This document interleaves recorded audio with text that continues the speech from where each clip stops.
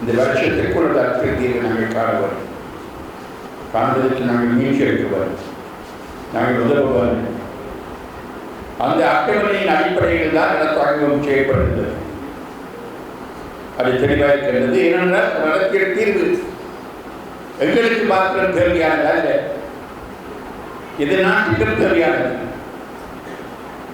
இந்த நாடு இன்றைக்குள்ள நிலையிலிருந்து மீட்கப்படுவதாக இருந்தால், இந்த நாடு தற்பொழுது தாங்குகின்ற கடன் சுமையை அதிலிருந்து மீட்கப்படுவதாக இருந்தால், இந்த நாட்டில் வெளிநாடுகள் வெளிநாட்டவர்கள் முதலீடு செய்வதாக இருந்தால், பாரிய அளவில் முதலீடு செய்வதாக இருந்தால், அதன் மூலமாக இந்த நாடு அபிவிருத்தி அடைந்து இந்த நாட்டில் உள்ள மக்களுக்கு வேலை வாய்ப்புகளை ஏற்படுத்தி பொருளாதாரம் திரும்புவதாக இருந்தால், ஒரு அரசியல் தீர்வு ஏற்பட வேண்டியது அத்தியாவசியம். ஒரு அரசியல் தீர்வு ஏற்படாமல் அதிகமான அபிவிருத்தி கிடமில்லை. ஆனால் ஒரு அரசியல் தீர்வு தமிழ் மக்களுக்கு மாத்திரமல்ல, தமிழ் பேசும் மக்களுக்கு மாத்திரமல்ல, இந்த நாட்டில் உள்ள மக்களுக்கும் நாட்டுக்கும் ஒரு அத்தியாவசியமான தேவை. அதை உணர்ந்து நாங்கள் நாட்டுக்காகவும் நாட்டில் வாழ்கின்ற எல்லா மக்களுக்காகவும் தமிழ் பேசும் மக்களுக்காகவும் தமிழ் மக்களுக்காகவும் இந்த அரசியல் தீர்வை காண்பதற்கு நாங்கள் முயற்சிக்க வேண்டும். அது எங்களுடைய கடமை. என்பது மக்கள் மனதில் வைத்துக் கொள்ள வேண்டியது அத்தியாவசியம். மக்கள் மிகவும் நிதானமாக நடக்க வேண்டும்.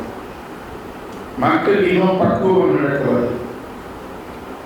மக்களை குழப்புவதற்கு பல்வேறு முயற்சிகள் நடப்பது, பல்வேறு தூஷவாதிகள் பல்வேறு நிகழ்வுகளில் ஈடுபடுகிறார்கள். நமது மக்களை குழப்பி அதன் மூலமாக ஒரு அரசியல் தீர்வை தடுப்பதற்கு நமது மக்கள் மத்தியில் கூட எம்பவர் மத்தியில் கூட சிலர் உண்மையான நிலைமையை தெளிவாக புரிந்து கொள்ளார்கள். தங்களுடைய பிரபலியத்திற்காக தங்களுடைய சுய அரசியல் வாய்ப்புகளுக்காக சில கலப்புகளில் ஈடுபடுகிறார். அபிதமான கலப்புகள் அரசியல் தீர்வை பொறுத்தவரை ஒரு குழப்பமான நிலைமையை ஏற்படுத்துகிறார். ஆனால் நமது மக்கள் பொறுமையாக இருந்து எல்லா காரணங்களுக்கும் எதையும் விட்டுக் கொடுக்க வேண்டும் என்று நான் சொல்லவில்லை, எதையும் இழக்க வேண்டும் என்று நாங்கள் சொல்லவில்லை.